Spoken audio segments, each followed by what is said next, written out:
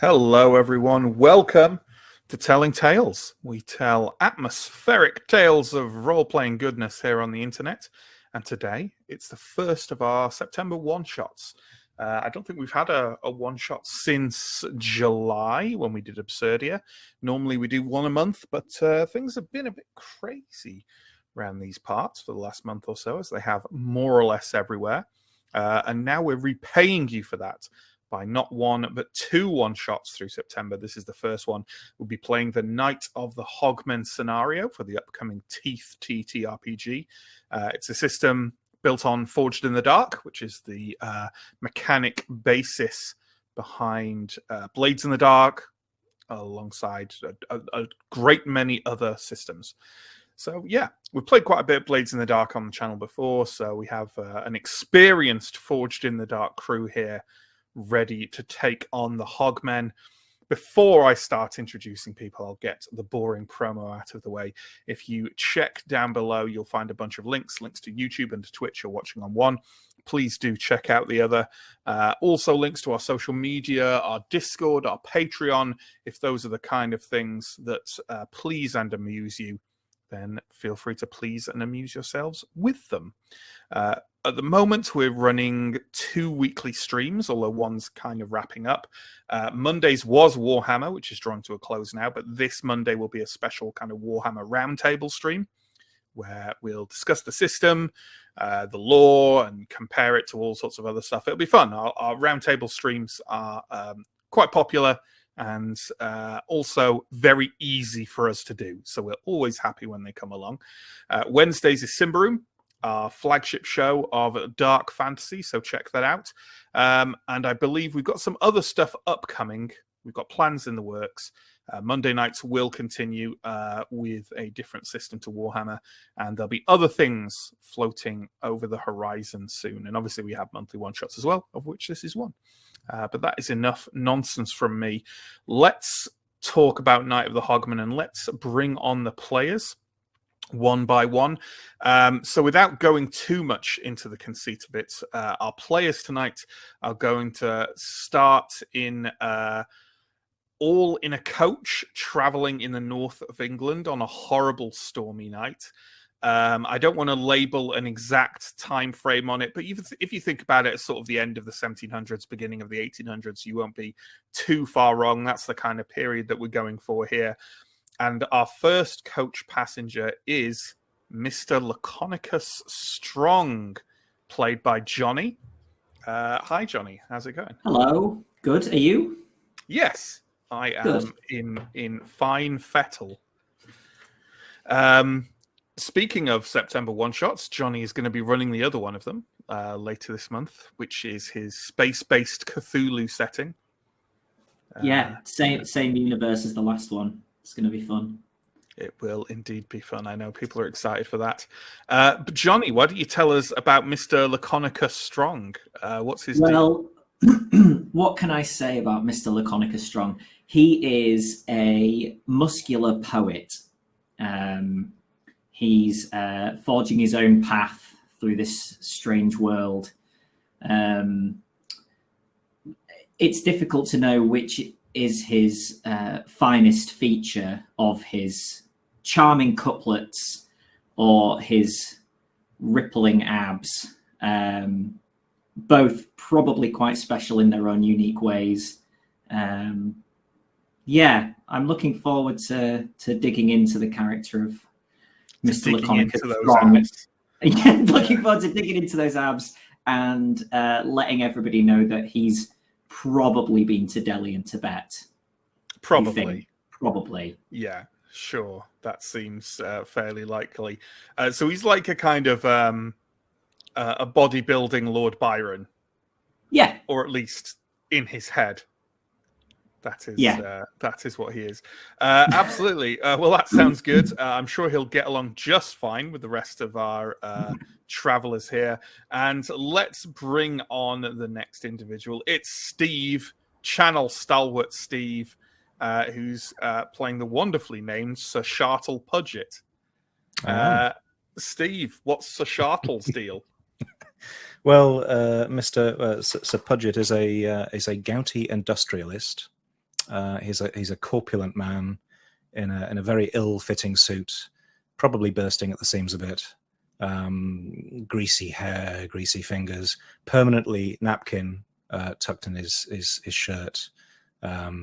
He enjoys eating, consuming. So in many ways, the antithesis of Mr. Laconicus Strong, by the sound of it. More or less. And I say that with love as someone far more on Sir Shartle's side than Mr. Laconicus's. He had me at he likes eating. That's me. Yeah. I'm sold. Yeah, absolutely. So let's bring on the third member of our coach party. It's John who is playing, and I'm glad you're coming on now while we have the screen space for me to read out your full name from your name tag. Who's playing Ms. Dandridge Sloopville Jones? It's a bit of a mouthful, isn't it? It's just a little bit. Miss Sloopville Jones is a young heiress who has decided to forge a path on her own. A circumstance which has absolutely nothing to do with her parents maybe throwing her out due to her silly notions of, say, going off and forging a path on her own. It is not at all ladylike. Yeah, and it's definitely her choice and Yes. not just what she has to do now. No, that obviously. Absolutely. And to round out our quartet of querulous people, let's bring on Justin. Justin is playing the Right Reverend Matthew Eel. Yeah, that's about right. Absolutely. And tell us about Reverend Eel. Reverend Eel is he's just such a wonderful person to be around. You know, he's always seeing the best in other people, always complimenting them. You know, what he lacks in a spine or strength, he makes up for by being, you know, just always in the right place at the right time. Notices details. You know, his kid. You always hear him saying, you know, wash your hands before you wash your sins away. You know, he's a people pleaser. Absolutely, and absolutely, you know, sounds like an upright man of God, and not at all like a slimy little bastard. Oh yeah, certainly, absolutely. So, how long was this coach ride? Well, now let's talk about that coach ride. So, I'll read out the first bit, and of a note, this first section is going to have some frequent bits that I read out from to set us up, and then we'll get rolling properly. But to introduce the concept of what is happening generally, you have caught the last mail coach out of Carlisle. The horses seem nervous. You and your fellow passengers are destined for Gatlock, a remote town under mysterious quarantine in the very north of England. The night seems to arrive too early, and it is terrible. Ferocious driving sleet lashes your carriage for most of the journey, and the bedraggled coachmen have had to work their animals to the limits of endurance. You feel lucky to be inside the carriage compartment, though it is cramped, and the jolting, lurching cabin has made sleep impossible. You pass some of the time by introducing yourselves. But before we get to those introductions, I want a little extra thing that I'm going to do here. You have another companion with you, incidentally. That companion is Lady Katharina de Grope, who seems a rather fearsome matriarchal woman. And because there are 5 passengers in this coach, 3 of you have to sit on one side, 2 of you have to sit on the other. For the 2 people, that means you're just a little bit uncomfortable. For the 3, you are very much squashed. I'm actually going to set this up, our cameras here, in the seating arrangement. Lady Catherine is on the squash side, over on the left-hand side of the coach there. And now I would like all 4 of you to roll a d6. And the 2 lowest rolls are ending up crushed alongside Lady Katharina. 6 from Reverend Matthew Eel. Laconica Strong on 3. Oh, good lord. We have a 3-way tie. Well, it seems to me that Laconica Strong is certainly squashed. And then otherwise, okay, we're going to have a tiebreaker roll here between the 3 I rolled a sixes. 3 on the tiebreaker. 3. Also 3. Oh my god. Oh my god. Okay. I will just roll for it. Should we just stick with the current layout? We could do, but I want to victimize someone. All right. Okay, and see, the universe clearly didn't want you to say that, Justin. Because look at what's happened now. Yeah, well, I'm very familiar with Justin's character gets the short end of the stick of the one shots. To be fair, there's so much worse end of the stick to prospectively get in this one shot. Don't you worry. Also, to be fair, can Sir Shartle fit on a on a 3-seat side? I was quite hoping he would be on the 3-seater side. I mean, Laconicus is also. I'm also probably quite like this. Yeah, so... yeah. This is probably Lady the only Growth configuration. Is not small. This might be the only configuration that we can fit in. Right. So there we go. Okay. So here we are in this seating arrangement. Lady Katharina has you've been mostly sat here in silence for the last couple of hours, given the noise of the storm and so on and so forth. But Lady Katharina is definitely now insisting on introducing herself and looking for more formalized introductions from the others of you as well. And I think she's just going to pick someone at random to peer at and query about their identity. And that person rolled twice in a row. Well, this silence is growing uncomfortable. Good Reverend, tell us of yourself. Oh, there's nothing really to tell. I've lived a very quiet life. You know, I go from town to town, and I help the poor sinners come to terms with the vile and evil deeds that they get about with. And you know, I suppose if I have been given any gifts, any gifts at all from Saint Marcus, it would be my drive to find those things and bring them to his loving light. Don't you think that's just a good way of going about your life? Sorry, what was that? Who was that saint you just mentioned, Reverend? Do you not? There's so many saints. I can quite understand that. There's not everyone. Not everyone knows all of them. Saint Lorcus. Lorcus is the saint that my local church is dedicated to, and I think of as somewhat of a personal example. Sounds a bit bloody made up to me. I suddenly don't remember any of this from Sunday school. Well, he's very poorly known. You're quite right. Quite right. You know, sometimes I find the teachings of Saint Lorcus almost fantastical in their depth and their wisdom. Was he martyred?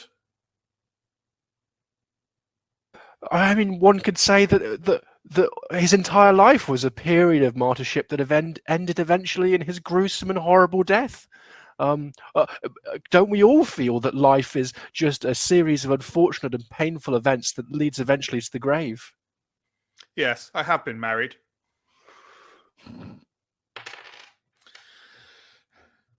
You, the large man. There is some confusion over this point, but she is pointing at Sir Shartle. I will regretfully take the chicken leg out of my mouth that I've been eating, one of many over these past 2 hours. I'm glad you clarified over the last 2 hours, and not that you have multiple chicken legs in your mouth. Well, you know, give him time.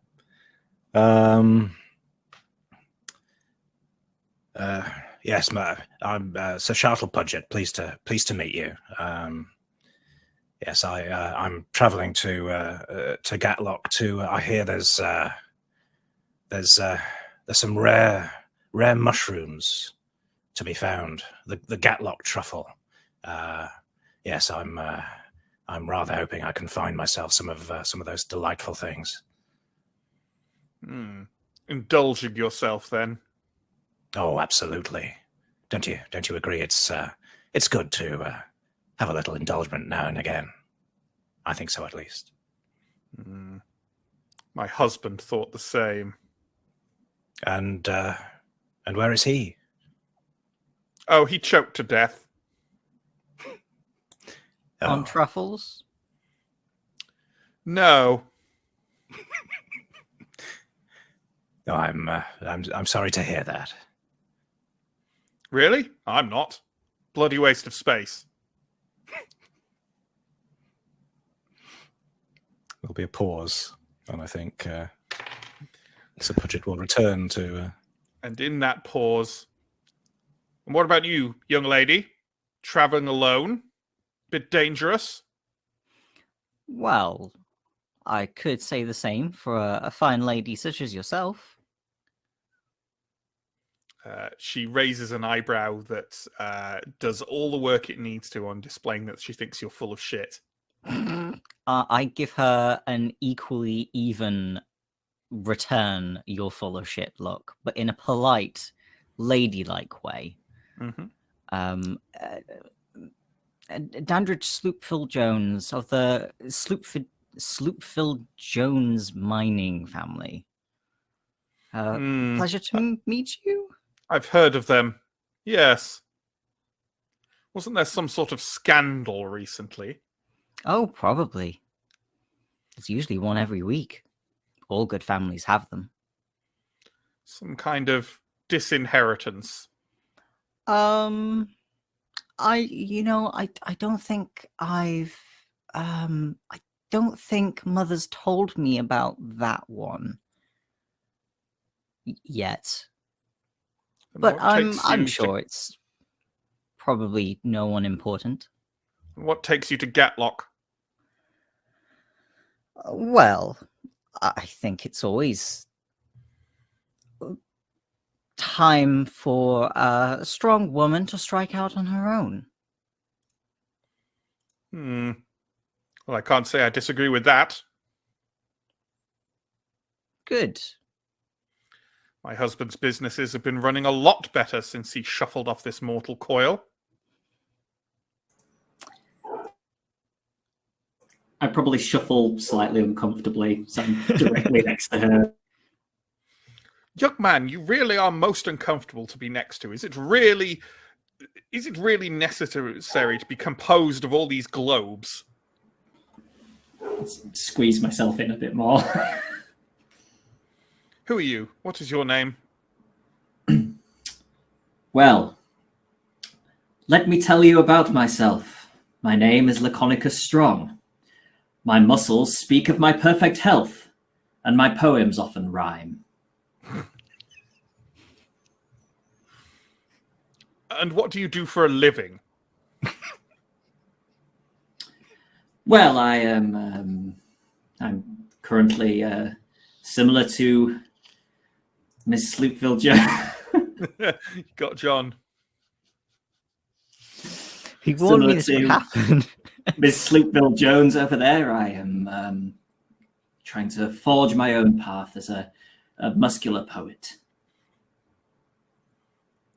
As in, your poems are about musculature, or are you simply describing your frame? Many poets are weak, feeble physically, and I feel that there is an available niche in the market for a muscular poet. I see. So a poet who does not fall afoul of the frail sensibilities of our time. Yes. Well, sir, I can see you have a path plotted out for yourself, and I sincerely hope you do not die of consumption. I think after having heard how she's spoken to many other people on the carriage, I'll probably quietly take that as a compliment and nod.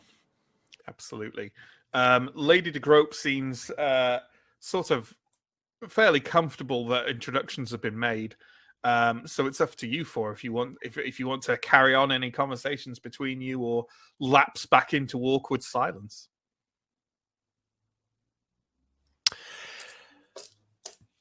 Now that you were mentioning Lorcas, I've just many people haven't heard of his teachings, and I happen to have a few spare copies of a new limited edition print of his words. If anyone was interested in Mr. Laconia Strong, some of the verses that he pens, the writing in it is very. Oh, it moves me greatly. Perhaps you will find some inspiration in its pages. I am happy to consume any literature as a form of inspiration for my work, Reverend. That's fantastic to hear. It's not expensive. Obviously the rarity of the books means that we must cover the printing costs. But otherwise, it's a very, very, very affordable piece of work. Lorcas wrote verses. Well, did not the great Lord in his Songs of Solomon communicate great verses to the pens of the pens of the Old Testament?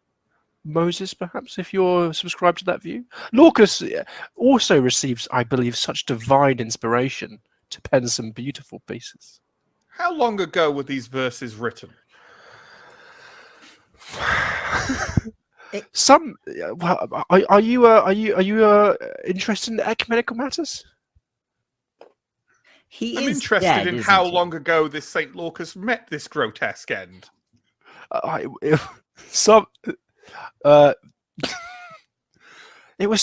was God, such a time ago, almost out of memory. I think in the early 12 or 13 or 1300s. It was very long. His texts have only recently been rediscovered and translated into this new, pulling a kind of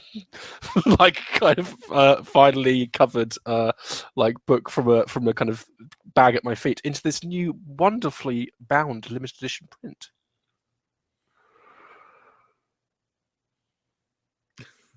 A general silence descends over the cabin. I shall read you some pieces, and I might flick through and start picking some choice parts. No, Reverend. That's awfully kind of you, but never give away for free what one can charge for, as my father used to say. I do understand, Ms. Dambridge. Some of the fairer sex do find some of the verses to be quite overwhelming, and so I close it, put it back in the book, put it back in the bag. Perhaps another time after we've had some food. Pudgett's just been eating this whole time. Just gnawing on a chicken leg there. As you intentionally seeming to want to move on from Tales of Sir Lorcas, Lady de Grope turns to one of the other three of you. It's going to be Miss Dandridge Sloopville Jones, who's across from her, of course, as we can see on our little layout here, and say, Miss Sloopville Jones, they say these moors are plagued by ghosts, if you can believe that. Do you believe in ghosts? Well, I've never had the pleasure, but I suppose it would always makes a good enough story. Of course, why not? I'll believe anything once. As you say that, there is a cracking report, and the entire kind of moors and further hills around you are lit up for a moment by a sharp strike of very close lightning, and the thunder kind of rolls over the carriage.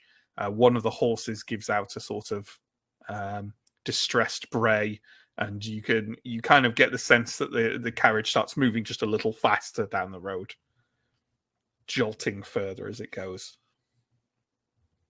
This is fun, isn't it? Going across quite some speed. Ride on, driver, ride on! I've almost certainly elbowed both people next to me with some vigor, not on purpose, but yeah. It is bumpy in the back. My apologies. Dear Lord, Mr. Strong, you do live up to your name, don't you? Is that your name? Yes. Your birth name? Yes. Have you heard of nominative determinism? I have. I rather think it's rubbish. I hope to be living proof that that is not the case. As Lady de Grope settles back into her chair, dissatisfied with the explanation of Mr. Laconicus Strong,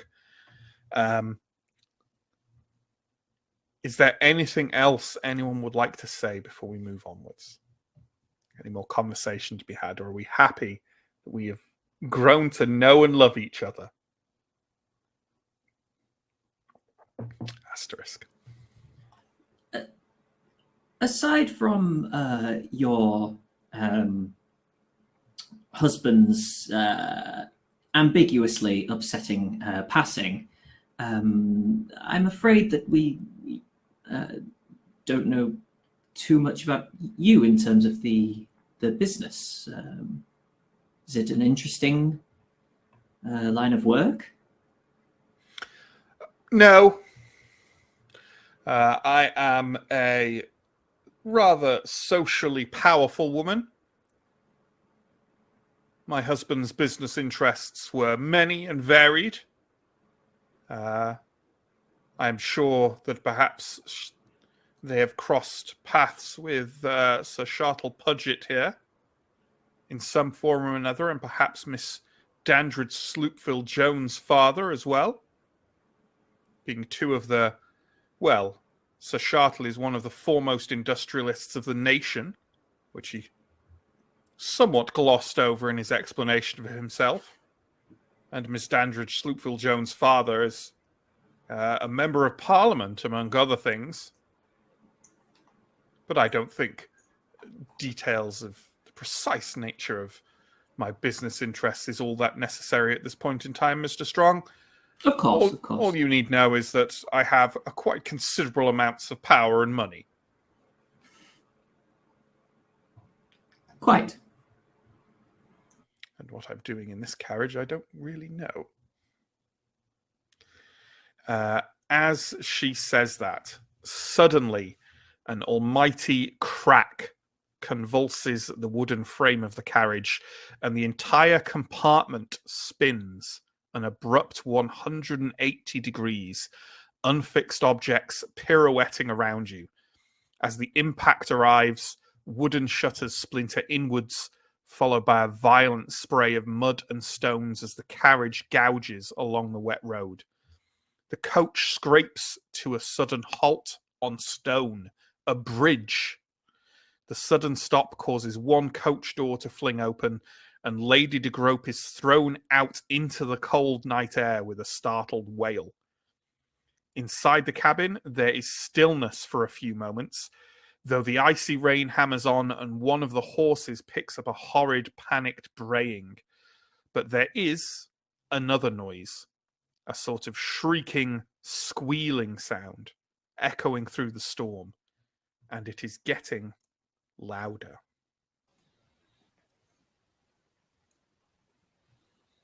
Oh, goodness. Mr. Strong, perhaps you would go and look after the lady. She... Yes, I was about to. Yes. Kind of do a visual check if everyone's okay and if they don't look to be. Visual pat down. Yeah, and then I'll head out into the terrible weather and night. Absolutely, it is horrible. Kind of as soon as you step outwards, when you're outside when sleet and hail is really coming down, and you literally feel like someone is like drumming on your head. Yes, Justin. So the carriage hasn't like tipped over; it's just no, it's span right. So forwards is backwards. Cool. Essentially. Not literally. The concept of space and time is not. If Strong steps out, I close the door after him. There's no point letting the rain in. Sure. Yeah. Although you have to reach out to do so because it's flung open, right? So you have to kind of lean out and grab it and pull it back in. In which case, I will describe the following scene, and Please. Mr. Strong and Reverend Eel see this, but the other two do not as yet.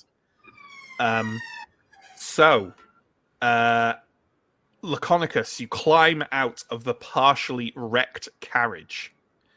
It has crashed across a bridge, sort of somewhat blocking it to a certain degree. There is no sign of Lady Katharina, who may have been pitched into the dark river seething below. Only a single coachman remains standing.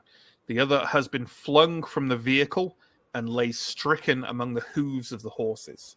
The standing man is pointing into the dark behind the coach where you were heading and seems rigid with fear. "Hogmen!" screams the coachman, fumbling to load a flintlock pistol. "The Hogmen are abroad!" He stares with wild eyes into the blackness. "Arm yourselves!" Do I see anything in the direction he's pointing? No.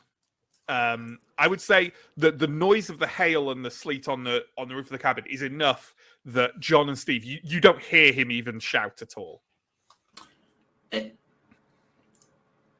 In this world, are hogmen something that we are aware You of? have no fucking clue. What I mean, you can imagine what a hogman would be.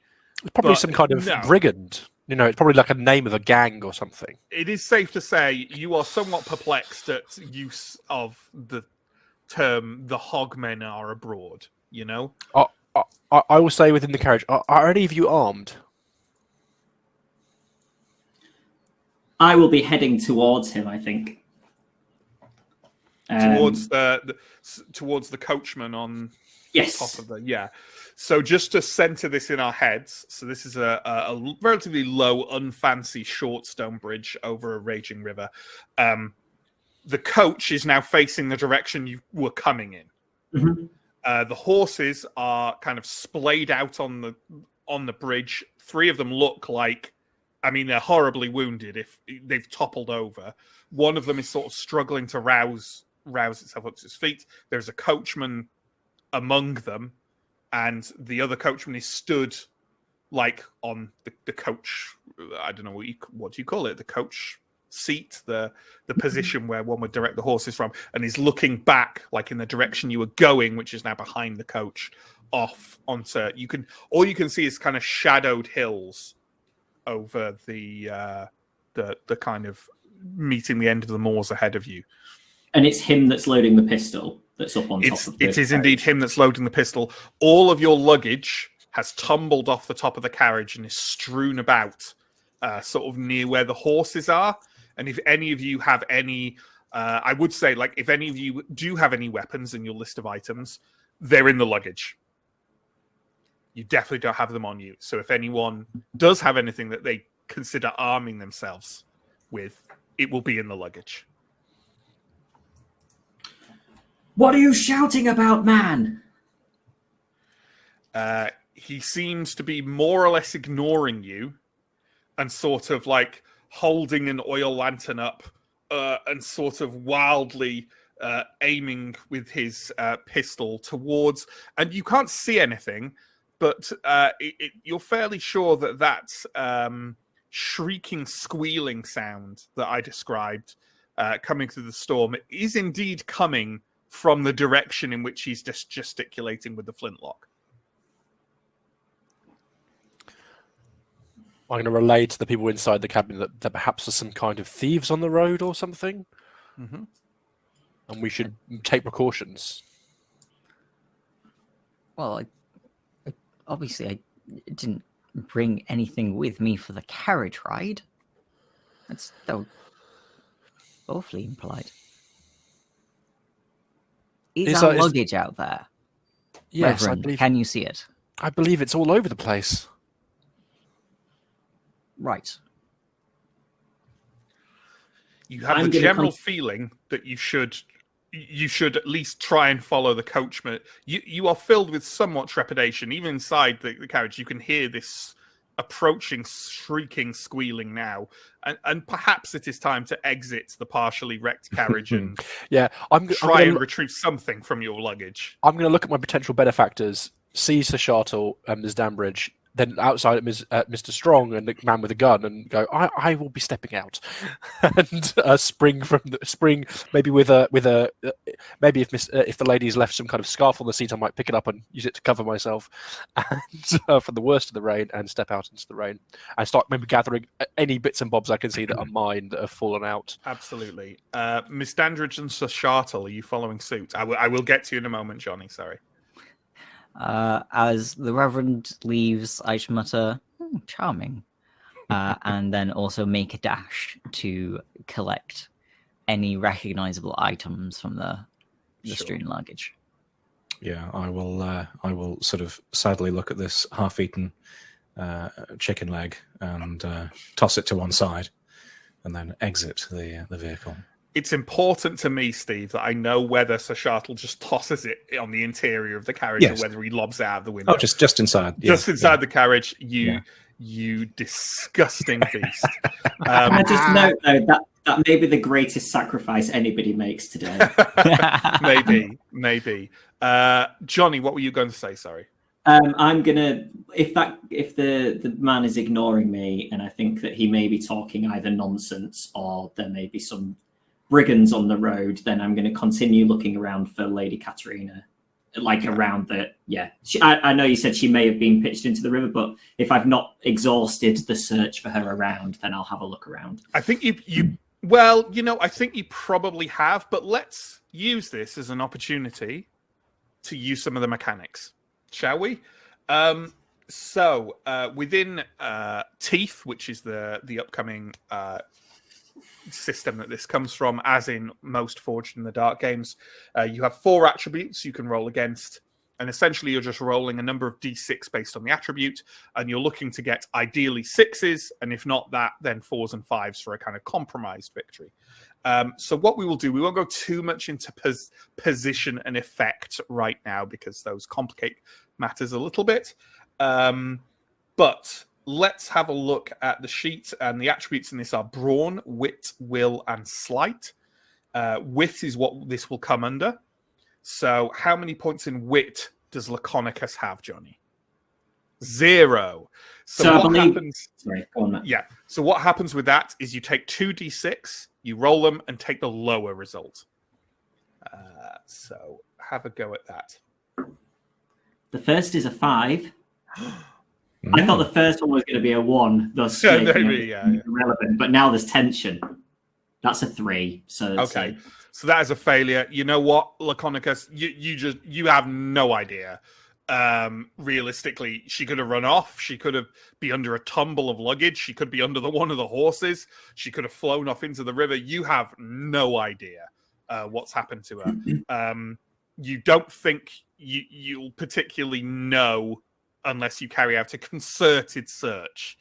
I also imagine I don't have a lantern or anything, right? So I'm kind of fumbling around in the bad weather in the dark, trying to... You do not. There are 2 lanterns that don't seem to have spilled off the coach and just gone out. One is being held by the coachman on top, and the other is hung off the side of the coach. So you could pluck that if you wanted to, as can anyone else. With that in mind, though, at Laconicus, you haven't said if you're looking among your luggage, but you may want to, because the luggage bit tells us something else about the system. So, on everyone's character sheet, you have a big list, quite a big list of things in your luggage. You can take 3 of those things. Now, when I say that, I don't mean pick 3 of them now. I mean, off that list, you can salvage 3 things now, or if you're taking the oil lantern, 2 things. And later on in the story, when you think one of these things would come in handy, you can tell us what it was that you took. And as I say, up to 3 things. So you don't have any choice to make now, but so you're aware, from your luggage list, you have 3 things. Or 2 and the oil lantern. So the only thing I need to know is, has anyone taken the oil lantern? It's fine No, to say no. the things are too cool to avoid taking. That's absolutely Oh, fine. that's a tough one. If no one else is, then I might. I think Sir Shartle isn't the kind of man who likes fumbling around in the dark. No, it's yeah. If you can't see what you're eating, it just absolutely. spoils the experience. And just to go alongside this, not that we have to particularly discuss it now, you also have 3 special abilities on your sheet, and in the same manner, you will only have 2 of those, but you don't have to pick them now. Like, say which one you have the first time you use it, and the second time, and then the other one you don't get. So there we go. As you finish fumbling around in your luggage, the sky is split by a streak of lightning. 3 things happen near simultaneously. The first is that the surviving horse thrashes to its feet, and in its struggle to free itself from the shattered harness, it plants a shoe in the spine of the fallen coachman with grisly consequence. Yet, he moans piteously. He still lives. The horse charges off into the night. The second is that the hills beyond are briefly illuminated, revealing them to be alive with pigs and hunched bipedal creatures that are coming your way with haste. A cask of lantern oil is leaking across the bridge, spreading like a black rainbow. The standing coachman fires his flintlock into it, setting it ablaze and creating a temporary barrier between you and the horde. A barrier that he is on the wrong side of. "Save yourselves!" he screams. Damn. Can I do a kind of gather information to try and find a direction to head in? Yeah, absolutely. Again, that's going to be a wit roll. Cool. So, I have 1 in wits. Here we go. The smart one. Yeah. I rolled a 3, which I think is a temporary partial success. No, 4 and 5 are partial successes. I fail with bad consequences. Sorry. Yes, you do fail with bad consequences. I am going to say that those bad consequences are, as the next events unfold, and the group is obviously going to leave the bridge sooner rather than later in a hurry. I'm saying your bad consequence, Justin, is that you drop one of your items from your luggage. Ridiculous. Oh, Obviously, you don't have to pick now, but you only have 2 to choose from. That's just When we rude. come to it. Could you say I chose the wrong direction to run? But sure, that's fine. I mean, I could say that, but No, you made your decision. That's fine. That's fine. good mug placement there. On point. He's not looking. I don't care. Also, I saw. I imagine if you'd chosen the wrong way to run, it may result in death, which is worse than losing 1 item. I'm generous. I'm generous. Is anyone else going to attempt trying to look for the best way off where you are? It's also fine just to kind of dash around and get a general sense of the area. I would like to try and figure out where we're going, and I think I will also pick one of my special abilities. Okay. I see the Reverend looking thoughtful and come to conclusions about where we're going, and I'm going to spend 2 guts to add plus 2d to any action that I take over from a less competent man. Fair. That seems fine to me. Well, why don't you give us a wits roll then with an extra 2 dice, and obviously take 2 off your guts to do so. Yep. Also, I think I'm being invaded. You have, in case you're confused about how it's laid out on the sheets, you have 6 guts, by the way, I believe. Isn't it 7? The last Well, one the has a red last border, though. the last one has a red ring around it, which I would assume to be. Let's call it 7. That's fine. I'm not sure which it's meant to be. Yeah, Sevens. me neither. I rolled a 6, a 5, and a 3. 6 is all you need. So at the rear of the bridge, kind of where you've come from, there is essentially a road descending off to run alongside the river. It looks to be leading towards, you can see like on the horizon like some kind of buildings that would seem to offer perhaps some kind of sanctuary. They look quite a long way away, but otherwise back where you came across the moor, like that is, you've been riding for hours through nothing. So that doesn't seem a wise direction to go. Perhaps this road running alongside the river leading to some kind of buildings is the way forwards. We don't have to do anything else around here. You can hear the pigs and whatever these strange bipedal creatures have now reached the bridge. You can hear the coachman's flintlock going off desperately, and then him muttering to himself and increasing further as he's desperately trying to reload the thing. There are squeals, there are crashes, there are general sounds of chaos. This way. I will lead towards the path by the river. Yep, happy to follow. Are those highwaymen using pigs? As you say that, the coachman's shouts take on an increased kind of panicked off go before they give way to a horrible high-pitched screaming noise. And as you can see that bits and pieces of wet matter are flying off the top of the coach and like hissing in the fire that's spread across the bridge. Good lord. They seem hungry. So Shartle and Mr. Strong, are we proceeding along behind the other two? Oh yes. Worth noting, just before we leave the scene, so we're leaving the other coachman, are we? Well, I did I'm not saying you can't. I did consider rifling through his possessions before he died, but I think we're just leaving him. Yeah. Well, now here's an interesting thing, Justin. This doesn't have the Blades in the Dark element of spending. I mean, it's guts in this, right? For like a flashback or like a retcon sort of element. But you know what? I'm happy for you to spend the guts to do so.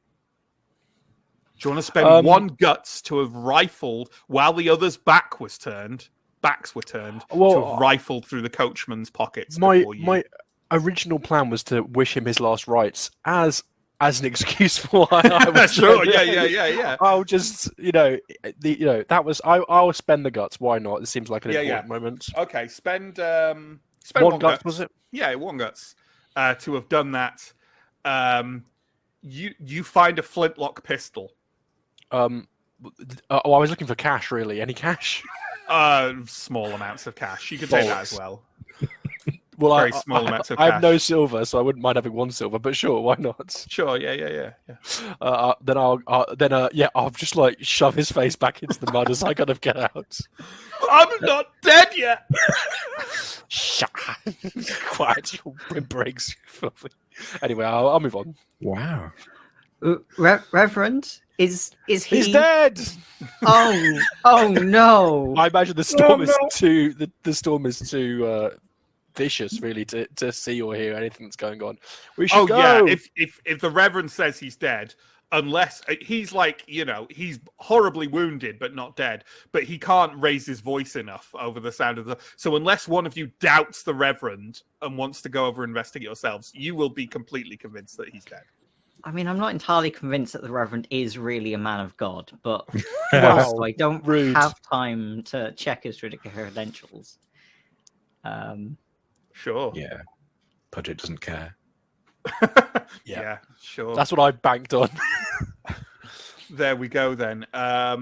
So all four of you leave the bridge on the kind of road that runs alongside the river. And no sooner are you off the bridge than you realize that the road itself descends into the shallow gorge cut by the river, leaving no alternate path but the one before you. However, a church steeple glints in the moonlight much further down the valley.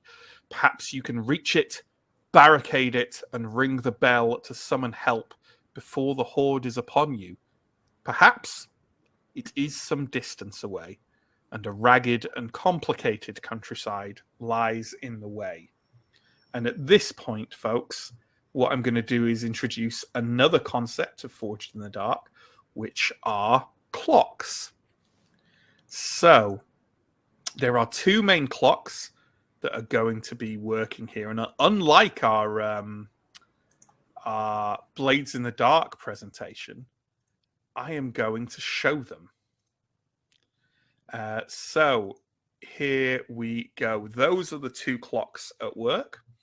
The top one is a bad clock. So that clock is termed the Hogstorm proximity meter, proximity clock. Although the text itself makes note that if you really have to, you can refer to it as the Porximity clock. Cool. Below is the church preparedness meter. So every time I judge that you significantly dally or delay yourselves, the proximity clock is going to go up by 1. When that reaches 8, the Hogstorm is upon you, whether you are ready or not.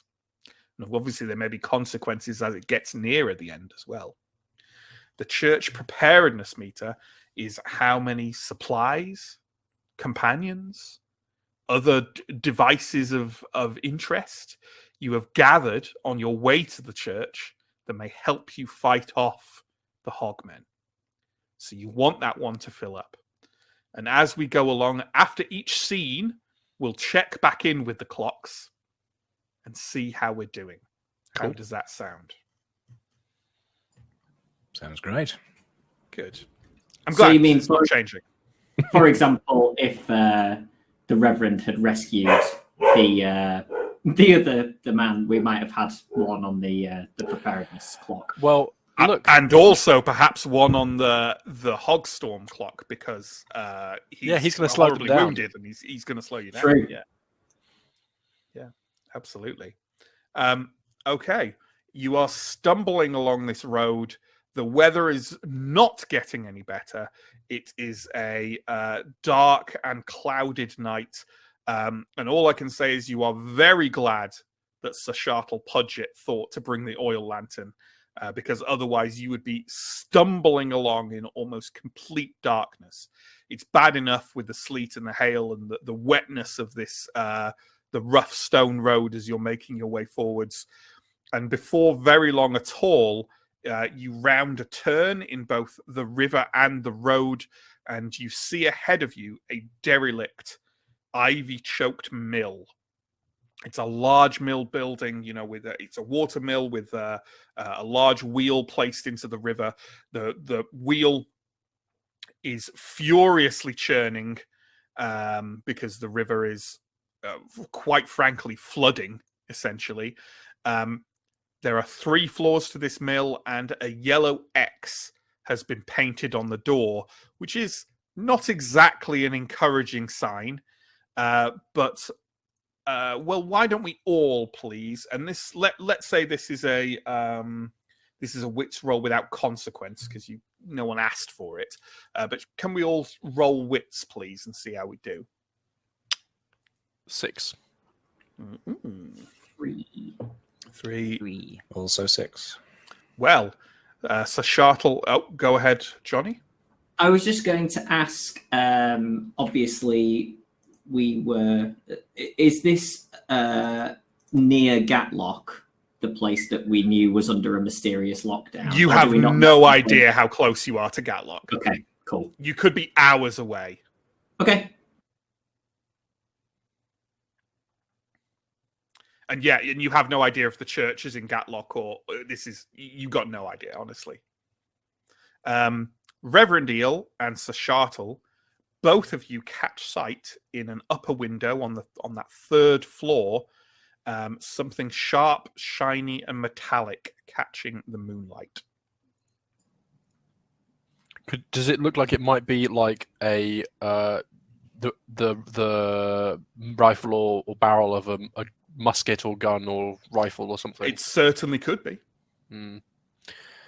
I maybe like but if you see it too, Sir Shartle, you might do the same. But I would raise a hand and say, hold steady for 1 second. There's something up in that window. I see it too. I might see if I can sneak closer to see if I can get in. I have some dice to do that. Absolutely. Are you trying at this point to creep into the building, or are you just kind of scouting it out? To creep closer to see if it is to scout it out. Not trying to, I don't know if I have time to hold everyone there to creep into a building and sneak around. Yeah, like I wouldn't worry too much about interacting with the things on the way. Otherwise, we might as well just jump to the end. Like, it's only if I feel you're seriously dallying, that like there's an event, that kind of thing. Then I want to sneak closer and see what's going on. Okay, give me a slight roll then, please. And let's talk about position and effect here. And these are two of the two things that are fundamental parts of Blades in the Dark and Forged in the Dark that I always get confused about. So, position describes the pressure or difficulty of your situation and ranges from controlled, risky, or desperate. And essentially, as those escalate, the consequences become more dangerous of failure. Effect determines how well you perform an action and goes poor, limited, reasonable, superb. I've always basically kind of half determined that those almost don't matter so much unless you're planning on them narratively or you have a clock at play, in which case they can represent like much bigger or lesser changes to that clock. In case we're curious, at the moment I would say the situation is controlled. I don't think there's anything particularly happening in the vicinity. So yeah, and there's no sort of the Reverend Eel isn't using anything in particular to help him or anything. I think his effect is reasonable. That might not matter, but I wanted to introduce it before we start talking about clock segments and stuff. So go ahead. I rolled 3 dice, 2 4s and a 6. So the 6 carries me through. Perfect. You make your way over to the building. It's very dark inside. And just peeking through the window, you can see that a lot of the like mill equipment in there seems to be like the outside looked dilapidated, and the interior seems to confirm that. From what you can see, it's all like old and rusting or partially broken. The door is actually slightly open, like slightly ajar. I would say though, from that 6, you know what else I'll give you? You can hear a faint kind of odd shuffling and bumping noise on a floor above the ground floor. You're not sure whether it's the second or the third floor. Can I get any closer look at what that glint of metal was? Not really. It's like 2 floors above you, and there's no. It's very dark. All you can see is that the moonlight is shining off something. Then can I like going for haste rather than maybe cautiousness at the moment? I might call up and say, "We are not hogmen, but they are coming." The shuffling and bumping noise stops. Come down. Perhaps we can be some help to you, or you to us. Sure. I'll step inside. I'll step inside. Otherwise, I'll turn to my colleagues and say, "What do you think that yellow cross signifies?"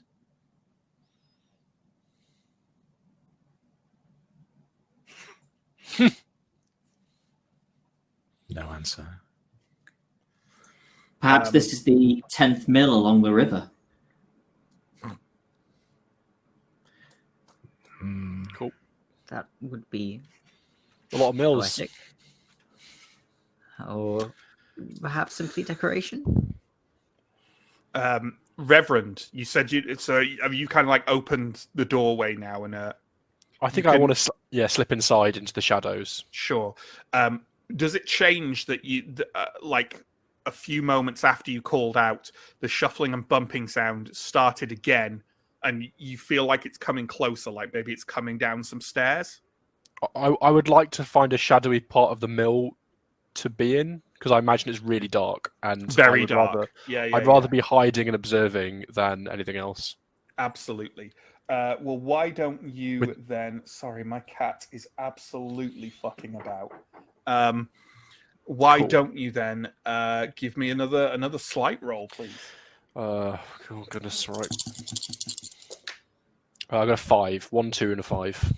Yep, absolutely. I think that's absolutely fine. Oh yeah. Yeah, it should have like a. This is where the position and effect thing always throws me, because it's like, well, like to what degree should that affect the like? That's what I mean. Like you make the rolls and you're like, oh, I've done a 5 with greater, in a really good position. It's like, so is that any different from like, yeah. Anyway, yeah, you kind of duck inside, and as you say, it's very shadowed. Very easy to be stealthy in this environment, and you sneak along to where like there's an old, maybe it used to be a bandsaw or something like that. Sure. And you can kind of lurk down behind it and peek around.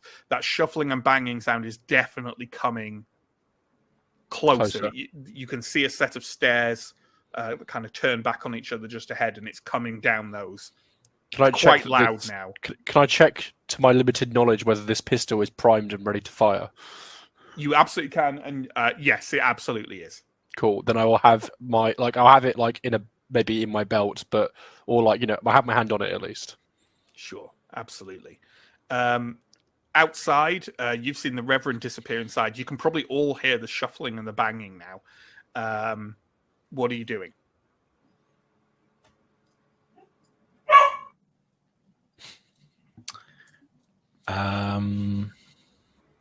I think I would be heading closer. Just getting within range, just in case.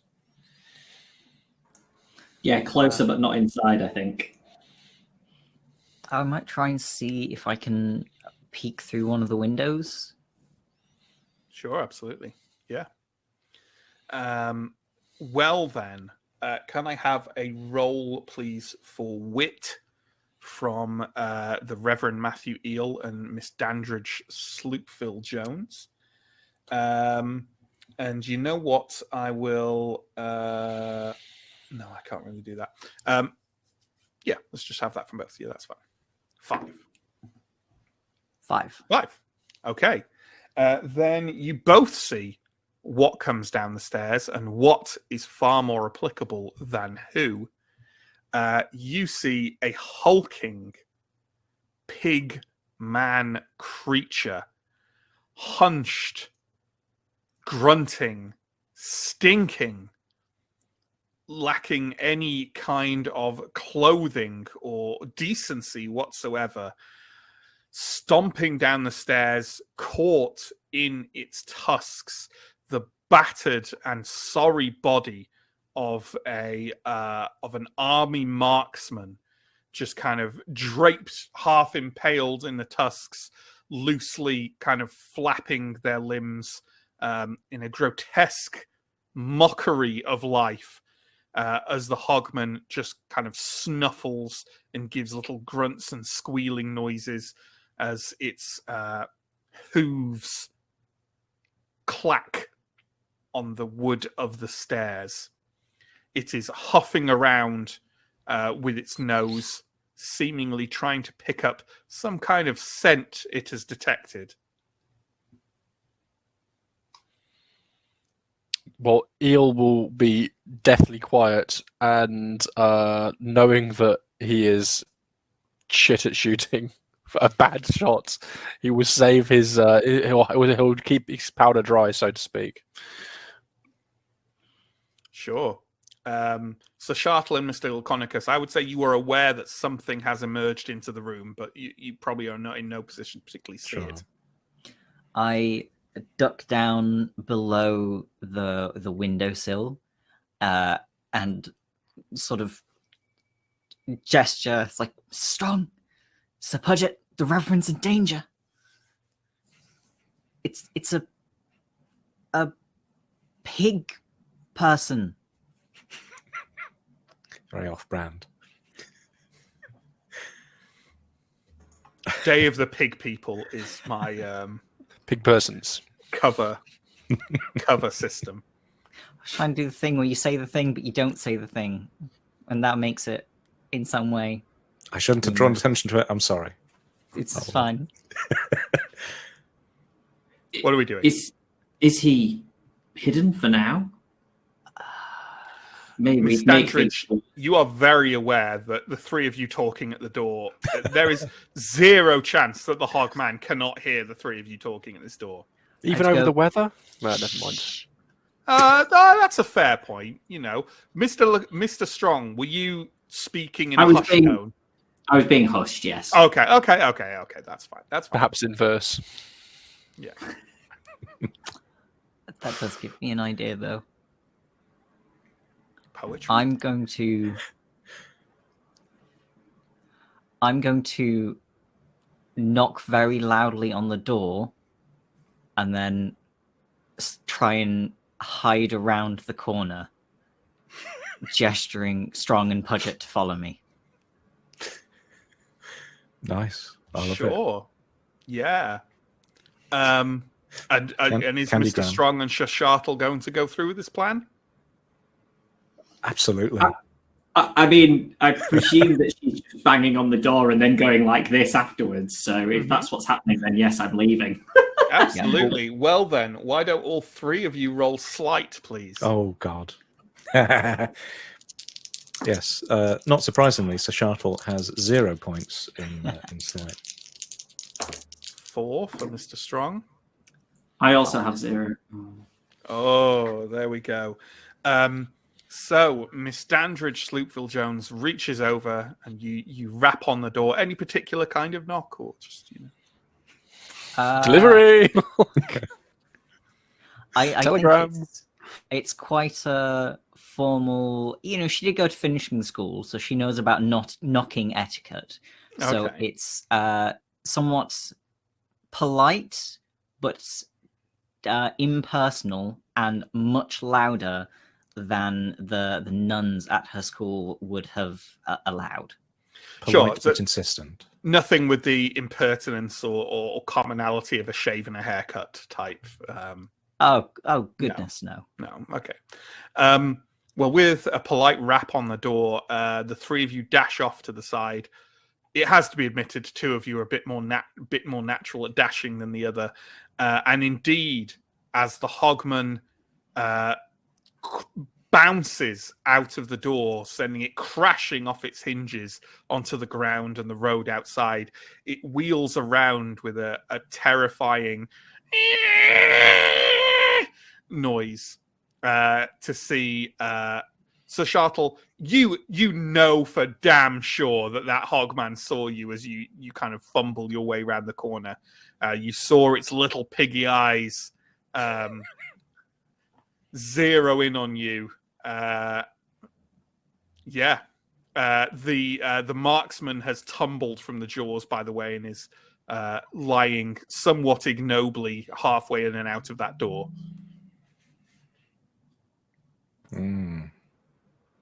Well, I think. Shall we drop in with the Reverend before we see what's outside? What's the Reverend going to do?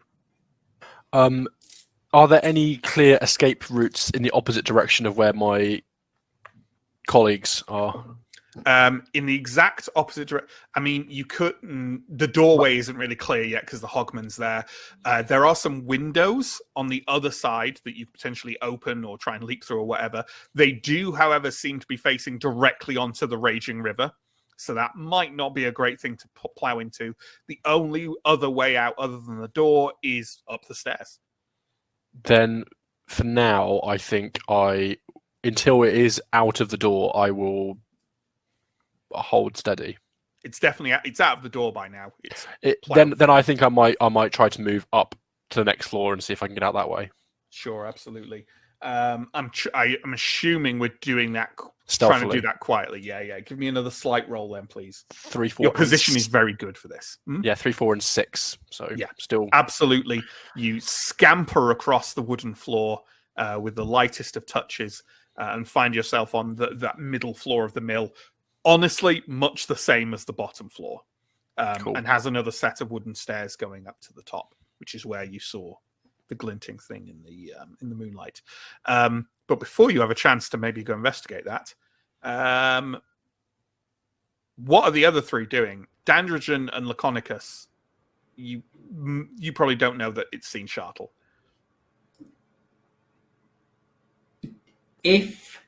I want to basically hold an action, as in tell you that if I hear it sort of tearing as if it's going to come around the corner, I want to do something. Is so I'm that going to be something listening. Adopting Queensberry rules?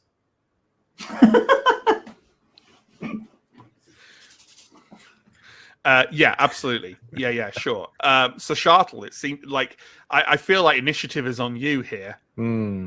Okay. Well, if it's seen me, if our eyes met, then I think I'll read out the special ability, and then we can decide whether or not it's going to have any effect whatsoever. Yeah. Go for it. Before I. So using 2 guts, Pudgett will launch his considerable mass to flatten a nearby enemy. Sure. Yeah, I think so. Yeah, absolutely. So I will say, "Oh, you're a fine fellow," and then just absolutely charge him. Yeah. Just had a question in chat, by the way, from in private chat from Justin. Can we recover guts? I don't know how you can in the main Teeth RPG, but I'm assuming it's the same as, I forget what it's called in Blades in the Dark, in that you recover it between sessions, between stories, as it were. Yeah, but there's no way within Night of the Hogmen to recover now. Sure, Pudgett, I want you to describe for me how are you just charging at it, because you were kind of halfway around the corner, right? Are you just giving up all pretense and just Yeah. In terms of wrestling moves, I'm sure you can come up with some sort of description, but sure, yes. Yeah. Maybe a crossbody. Absolutely. Yeah, and it's just use it there. So Shartle, yeah, you bound with a speed belying your size across the dark night in front of the mill, slam into this hogman, and there's a tremendous sound that everyone else hears, like 2 extraordinarily big slabs of meat slapping against each other. The hogman tips back to the ground with a kind of wild shriek. And so Shartle, you're just kind of rolling around on the fat and the muscle of this thing as it's desperately trying to heave and get you off itself. I'm going to say that does it. It's obviously trapped and on the ground, and I think that does do some damage already. I'm not sure how to judge that, so I'm just going to say if you roll brawn for me, and there won't be any potentially bad results to this, but it'll help us determine kind of how much damage you do. I rolled a 3 and a 4. Okay. You definitely hear things sort of break as you slam down into the creature, but it is still thrashing around. You also feel like the front of you, where you've like landed into its shoulder, is sort of smeared with some very rich iron scented fluid that's still a little bit warm of some kind. So you think maybe someone's had at this hogman already. You're trying to maybe ignore the slightly nice smell of it. You do like your steak rare. So maybe let's not think about that. Cool. Laconicus and Dandridge, Shartle's just run off, and you've heard this almighty, and now you can just kind of hear, and like I'm in my head, so Shartle's just kind of like rambling, you know, I don't like it up yet, sort of as he's rolling around on the top. Incidentally, Steve, I am fucking loving your Sir Shartle voice. So. Yeah, it's great. I'm going to head around the corner and see what's going on, probably with some pace, I think. So Shartle is currently halfway between squashing and riding a hogman. We didn't give any parental advisories, did we, at the start of this? I mean, I meant riding like a rodeo bull, but sure. You take from it what you want. Cool. I'll oh my god, start again. I'll turn the corner with Mr. Strong, and I think I might in a moment go and look at the body that's fallen in the doorway. Sure. See if there was a weapon. Sure, absolutely. He's wearing a marksman uniform, right? He is, yeah. I don't know why any of you would know what that marksman uniforms looks like, but yeah, I'm sure, absolutely. Well, I'm sure that the Sloopville Jones, like the men of the family, have done their military service. Done their service, yeah, absolutely. Mr. Strong, what are you doing while Dandridge steals from the dead? I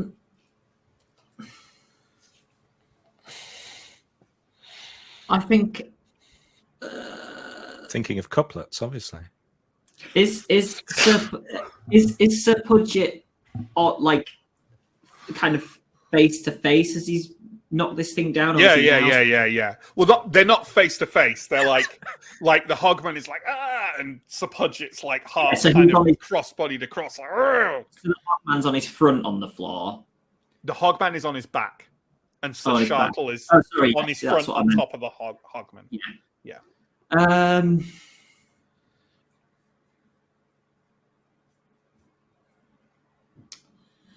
You're just watching.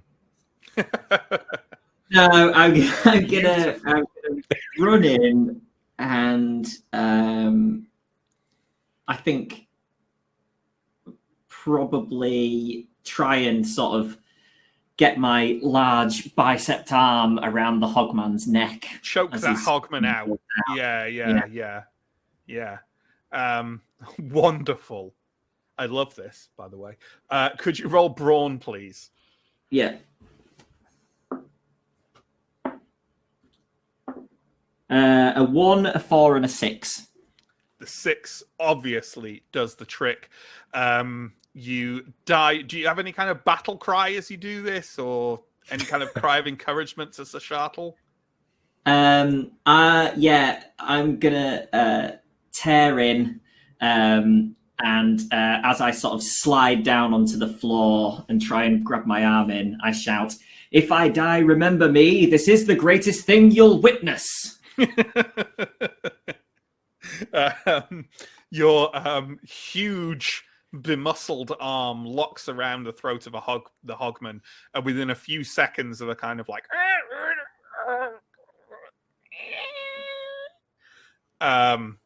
the thrashing creature goes still on the floor. Are you maintaining the hold until you're damn sure it's dead? Or are you just putting the thing out, you know? I think I'm putting it out for now, in case we want to ask any questions. Sure, yeah. In case you want to interrogate it later. Well, then, the Hogman is definitely unconscious and with an unpleasant wheezing noise. So, Shartle, you get the sensation that perhaps you can now get back up. Not without some difficulty. Yes, I will struggle to my feet. Miss Dandridge, can you roll wits, please, for me?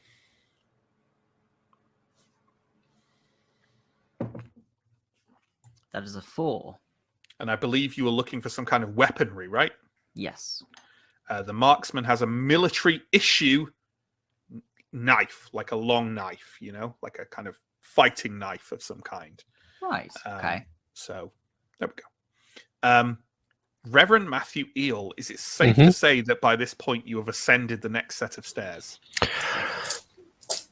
I think I would stay on the first floor and look around for anything that might be of use, rather than going up to the next one, because it sounds like something's going on below that I might want to be close enough to. Sure. I will say, I'll give you this one for free without any rolls. Cool. There's shit all on this floor. It's just a bunch of like, up here on the second floor, you can actually see a bit better because the moonlight comes in, more evenly. And it's just empty. The higher you go. Yeah, it's all just wrecked furniture and old mill equipment. You could properly search it. That'd take ages. No, I think I'll ascend to the next floor then. Okay. Well then. And I say that, and there's a hot tip from me to anyone who wants to avoid a potential chicken in a basket from having to make shit up about an empty floor. You find yourself on the upper floor, and on a table by the window that you saw is what reveals itself to be an ancient runed arquebus set up as if for sniping. It's got a little, like, what do you call it, like a frame or a little prop that it's set up as, and clearly the marksman was sat at it. There's a little chair by it that's tipped back. It is pointing back the way you came, along the road. And can you roll wit for me, please, as well? Okay. Are you looking? I'm assuming you're kind of looking around a little bit. Yeah, I got a 3, so I don't really find anything, I imagine. Okay, that's absolutely fine. But I will call down and say, I'm upstairs. That's what I say. Sure. Are you all right, Reverend? Oh, yes. Thank you, Ms. Danbridge. There's no one else up here, but there is a large gun.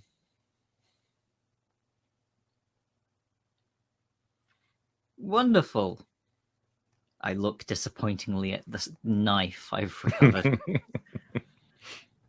And I'll start to climb the stairs. Sure, you can get up very quickly. Yeah, stairs aren't too... What's the challenge rating of stairs? For these stairs, it's only a 41. Cool. Yeah, well, I imagine... How many 6s you need? I imagine Eel's going to be ineffectually searching around for nothing in particular and finding nothing until Ms. Danbridge or whoever else decides to join them. Absolutely. Maybe occasionally peering out the window to see if the Hogmen have arrived. I'm gonna... What can I see out of the window that the arquebus is pointing at? Are you using the sight on the arquebus? Yes. In that case, Ms. Dandridge, you take a look through the scope, and what you discover is that the Hogmen are coming. There is a ravening mass of pigs and hogmen raging down the road that you are coming from. They're quite some distance away. This seems to be quite the telescopic sight, but it's worth noting that the Hogmen are coming. Ms. Dandridge, I've never practiced firing a rifle. Feel free to take it or pass on to Mr. Strong or Sir Pudgett if you prefer. Yes, I imagine Pudgett's probably done some shooting in his time. I'll take it off the prop and carry it downstairs. Yeah, I'll come down too. I have no idea if this building is at all defensible. Mr. Strong, perhaps you know. Maybe we should delve deeper into this small town, village. Quickly, probably.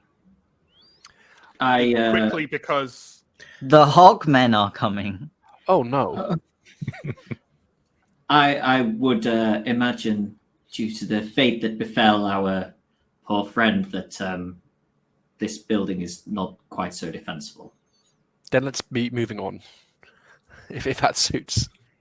Absolutely. I think Pudget? that's a good idea. Do you shoot? I have no idea what stat that would be. I'm thinking that because, like, Brawl does say fighting, but then why would Brawn have anything to do with it? Yeah. I think it might be wit. It would either be wit or sleight, I imagine, wouldn't I it? think so, depending on how you're doing it. If it's slight, then I might actually keep it myself. I don't know. I think it's maybe slight if you're trying to ambush someone, but wit if it's just a straight Yeah, up. I reckon it's wit. That's my Firefight. personal, having only one in wit, and so basically being ineffectual at either of these options. Yeah. Okay. So what we'll do, I think it's safe to say we're leaving the mill, ruined arquebus in hands, leaving a snoozing hogman behind. Now, let's take a look at those clocks, I think. Now, I think I'm safe in saying that we want the proximity clock to be marked in red. Red for the horrible blood that will be shed should they catch up with you. But I'm going to leave it to you as the players. What color do you want the church preparedness tracker to be in? Oh, Blue or there's- green? Come on. Jonny, you're muted, but I'm assuming you're saying agreeing with me because Green's a obviously I'm nice correct. calming colour. Green is a good colour. Green Purple is quite- go. It is. I feel like Purple's good. just a plain black would fit with the overall color scheme, though. Poor choice. Poor choice. Oh, fine. In that case. And whilst we're choosing colours, the hogmen get closer. It does sound as though the person who really cares about this seems to be Justin. So let's take his suggestions of blue or green. Show of hands for blue. Okay, green it is. Then. Green it is. Absolutely. Let's fill those in.